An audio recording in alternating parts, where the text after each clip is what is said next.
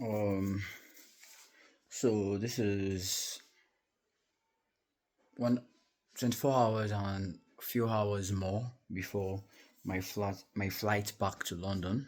I'm packing my box. I was gonna wear the grey suit because I really like the grey suit and my mind has been saying the grey suit, but it's quite dusty in Nigeria. So I wear the grey suit. Before getting to the UK, it's going to be dirty, and I don't plan on dry cleaning my suit anytime soon. So I'm wearing my favorite suit, which is my patterned blue suit. Then I'm ironing my shirt. So this is my blue shirt that my dad I took from my dad's wardrobe. Then I'm ironing this next and this one that I took from my dad. Then I'm washing that, which is what I'll wear on the blue suit. And I'm taking. I have to tell him though. I'm taking one, two, three, four. I'm taking four of his ties. So I'm taking four of my dad's ties. Wait, five! Come on, boy. Come on. So I'm taking five of my dad's ties. Five! That's a lot. That's not nice. But it's my father. You'll be fine.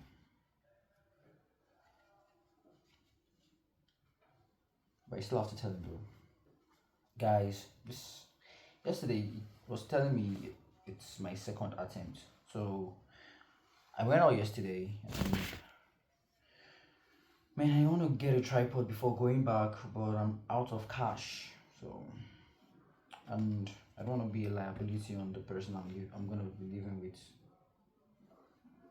So I do not want to. I don't want to ask her for money because that would be weird, and I don't think she's gonna give me. I think she might, but I don't want to ask because I'm not a liability. I'm not a beggar. Well, I'm not a beggar to recent times, but I only beg for money from my company. I hope I'm saying the right things. I don't want to. I don't want to be having to say the right things all the time. Anyways, going with £100 to London. I'm relocating to London with £100 in my account. This is like some tale of greatness because this is such a cliche story of how I went to the UK the first time, spent 3 years, did my masters, made some money, but not from the UK, from my business. Then put it back into my business, emptied my savings to put in my business. Then my business wasn't yielding that much, but it's my business and it's business. So then I needed to expand. I'm sorry if I'm talking too fast.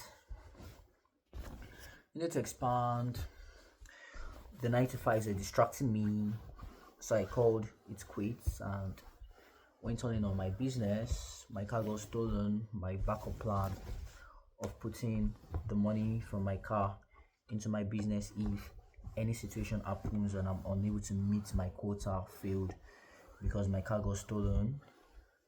Then yeah, I got kicked out from my apartment. This white shirt doesn't look white anymore. Got evicted, not kicked out from my apartment. Well, potato, potato. Lived with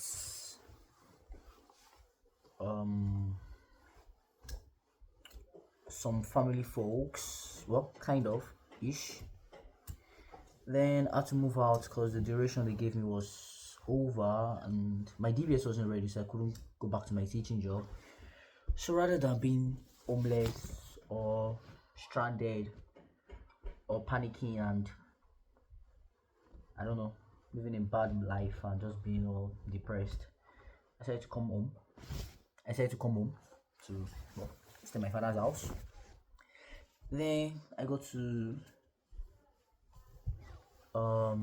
Nigeria and I realized Israel, you have a software company. Why on earth are you not giving it to your people? So I started marketing it, telling people about it to even use it for free. And also I realized if Nigerians can start making money by themselves, then we don't need to depend on the government so much. We can actually just develop our countries ourselves. Is that very sustainable? Yes and no, because capitalism, isn't it? So with capitalism, if the government is fucking up, the people can actually make money and develop the country by with their own pockets. Crazy, but yeah. Then started going to secondary schools to empower students with a small profit I started making in Nigeria. Then I started running out of money again, and I wasn't getting external funding or external help. Not like it matters, it does, but yeah. So, and I'm not like going to be like waiting for money from the universe. So now I'm going back to the UK to work so that I can make money to put back into my business, because my business is my life's work. This is my life's work. It's my life's mission. So going back to the UK to complete or to continue my life's mission. And then living in Nigeria made me realize just how backward we are as a continent and how we need to evolve and develop. So also like tasking myself to educate Nigerians on how to be better and how to have a better nation, because there's no running away from home and there's no running away from your identity. Wherever you go in life, you're always a black man, and you will never truly be accepted. And why should you be accepted when you can just stand out? You know your identity. So yeah, my flight is tomorrow, and I'm not happy, but I'm not sad either.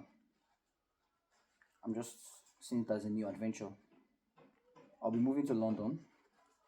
I used to live in Manchester, and I'll be living with my actual cousin this time, an actual relative this time. This person and I actually share blood. So hopefully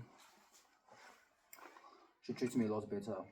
But I don't blame anyone, because it's a lot to take in when someone is living with you. I've had people live with me, and I also know that it's not easy, man. And it's not even the person's fault. It's just not easy having. It's just not easy having people in your private space. It's a private space. It's not easy. So yeah.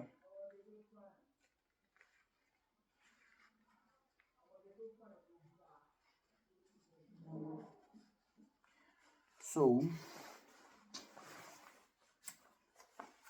here we are. Here we are.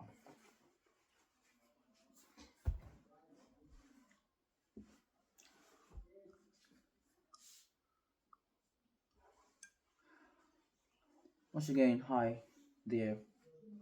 It's Misfits, and welcome to Misfit Academy.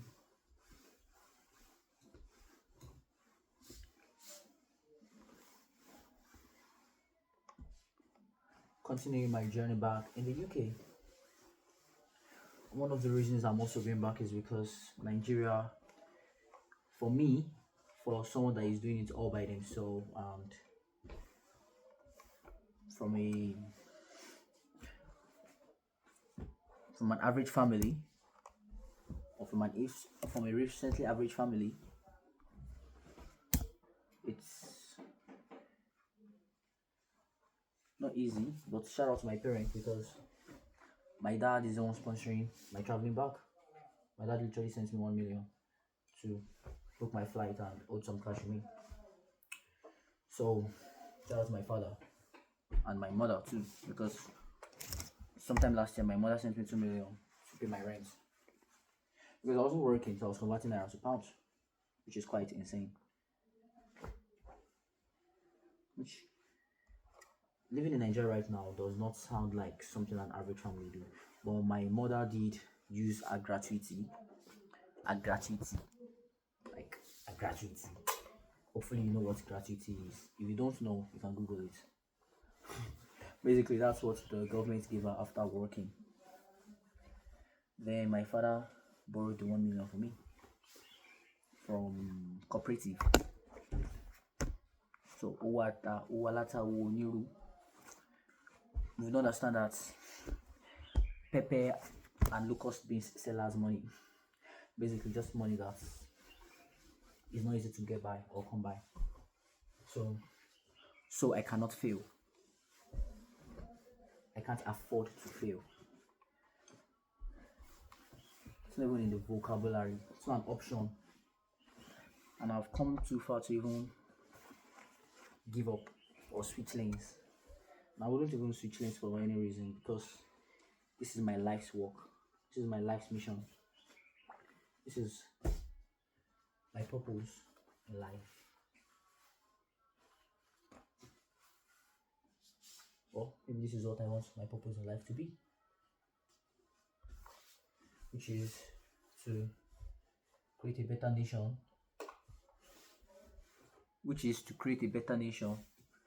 This is what I want my life's purpose to be.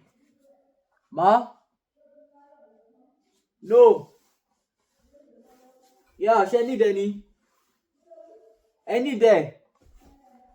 Okay, Mumbo. This is what I want my life's purpose